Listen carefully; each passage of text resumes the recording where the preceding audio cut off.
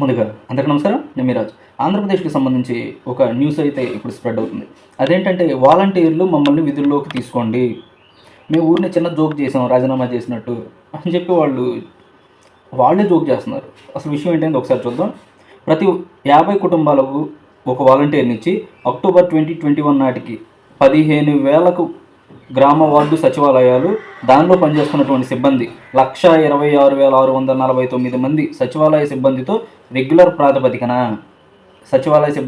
ప్రాతిపదికన అలాగే 2,54,832 మంది వాలంటీర్లతో అవుట్సోర్సింగ్ ప్రాతిపదికన, అంటే సచివాలయ సిబ్బంది ఎవరైతే ఉన్నారో 1,26,000 మంది వాళ్ళనేమో రెగ్యులర్ ప్రాతిపదికన తీసుకున్నారు. నెక్స్ట్ 2,54,000 మంది ఎవరైతే ఉన్నారో వాలంటీర్స్ వాళ్ళని అవుట్సోర్సింగ్ ప్రాతిపదికన తీసుకోవడం అయితే జరిగింది.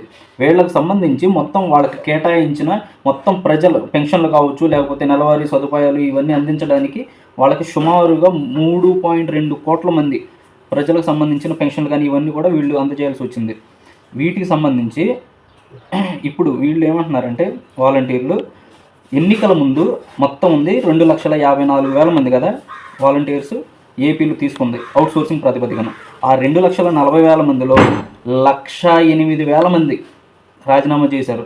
1,08,000 మంది రాజీనామా చేశాము. మేము దేనికి రాజీనామా చేశామంటే మేము ప్రజల కోసమే పోరాడి ప్రజల సమస్యలపైన పాకులాడినటువంటి మనుషులమే, ప్రజల పెన్షన్లు కానీ ఇవన్నీ ఇంటి వద్దకి తీసుకువెళ్ళి మేము చేరవేసినటువంటి వాళ్ళమే, మమ్మల్ని ప్రలోభ పెట్టి రాజీనామా చేయించారు అని చెప్తున్నారు.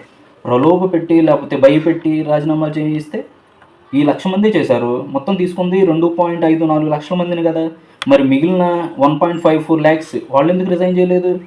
అంటే వీళ్ళని మాత్రమే బలవంత పెట్టారా? వీళ్ళని మాత్రమే పట్టుబట్టి రాజీనామాలు చేయించారా? మేము చేయమని చెప్తే కాదు కదా.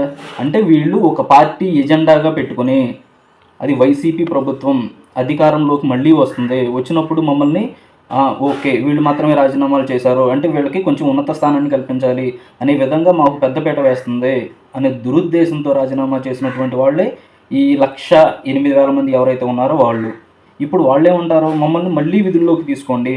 ఒక పార్టీ ఎజెండాతో కావాలని రాజీనామా చేసిన మిమ్మల్ని వేరొక పార్టీ అధికారంలోకి వచ్చిన తర్వాత ఏ ఎజెండాతో మిమ్మల్ని లోపల తీసుకుంటారు? అసలు మీరు ప్రజల కోసమే పోరాడారు అని ఎలా తెలుస్తుంది?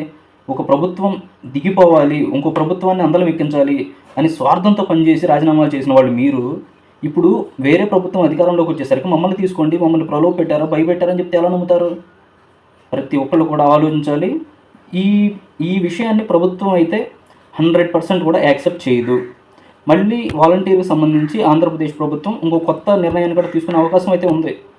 అప్పుడు గత ప్రభుత్వం ఎంత, ఒక్కొక్క వాలంటీర్కి వచ్చి 5,000 రూపాయలు మాత్రమే ఇచ్చింది. కానీ ఈ ప్రభుత్వం మేనిఫెస్టోలో చెప్పింది 10,000 రూపాయలు మేము ఇస్తున్నాము గౌరవ వేతనం కింద అని.